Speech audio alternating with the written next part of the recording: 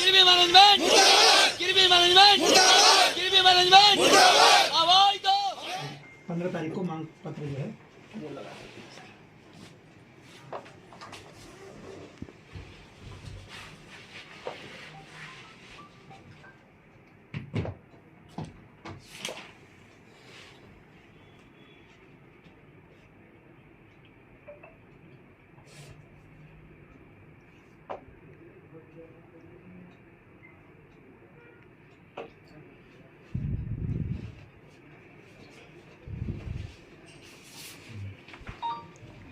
हमने एक demand letter दिया जिसमें थोड़ी सी अपनी मांग थी कि हमारा आने जाने की टेबल्स की सुविधा चाहिए जो हमारे दूसरे प्लांट में है। हमारे यहाँ पे खाने की कैंटीन अच्छी चाहिए। हमारा जो रिटायरमेंट होता है उस पर थोड़ा हमें कुछ चाहिए।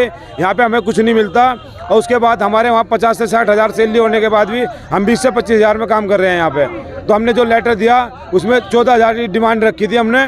वहाँ पे 60 हज़ार के बाद भी हमारी 14 हज़ार की डिमांड में हम 30 से 40 हज़ार पे पहुँच रहे हैं। लेकिन वो उसके लिए हमें सस्पेंड मार दिया गया यहाँ से। कंपनी ज्वाइनिंग लेटर भी दे रखे हैं आपको सबको? सब ज्वाइनिंग लेटर है, लेकिन कुछ आदमी पे हमारे पे कंफर्म लेटर है, लेकिन 10-15 साल वालों पे भी कंफर्म लेटर नहीं दे रखे इन्होंने। और ज्वाइनिंग लेटर तो सबको दे रखे, कंफर्म लेटर सबको नहीं दे रखे। 15 साल 20 साल वालों को नहीं दिए। अब आपकी मांग नहीं मानी गई तो क्या अगला कदम होगा?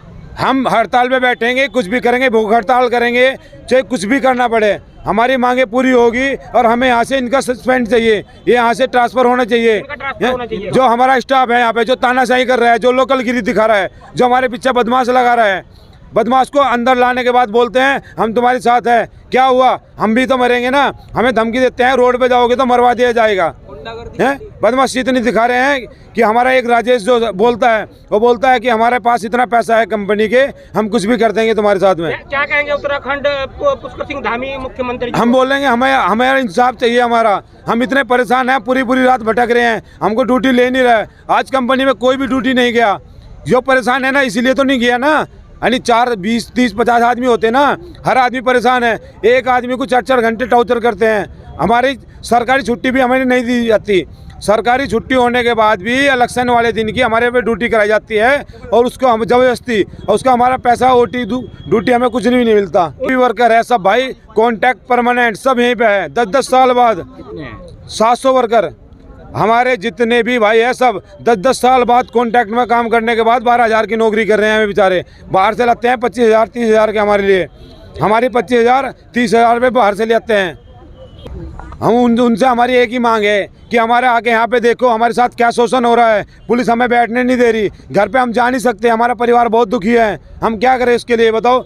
आज जिस दिन वोट मांगते हैं तो हमारे पास आते हैं, आज हमें उनकी ज़रूरत है, हमारे पास कोई नहीं आ रहा है। हम क्या करें इसके लिए? हमारे यहाँ पे भूखे प्यासे पड़े हैं हम घर से, हमारे पास पानी भी नहीं है, हमारी बोल भी नहीं निकल रहा। क्या करें? सबका साथ सबका विकास। और सरकार तो बोलती है कि सबका विकास सबका साथ, हमारे साथ कोई विकास नहीं हो रहा, ना हमारा साथ हो रहा कोई भी। सिंह है और क्या नाम है, हमें हैदराबाद के लिए भेजा गया था और हमने मना कर दिया था। तो हमारे पास ज़बरदस्ती करी गई थी और कहा गया था नहीं तो रिजाइन लेटर साइन करो या फिर हैदराबाद जाओ। तो हमने समस्या रखी है, हमारे घर पे दिक्कत है, बच्चे हैं, बीमार रहते हैं। तो बोले इसका कोई मतलब नहीं है, तुम्हें जाना ही पड़ेगा। हैदराबाद भेजने के लिए कहा गया था और उनके लेटर दे दिए गए थे हैदराबाद के लिए। तो वो लड़के ने सबने हमने मना कर दिया था जाने के लिए।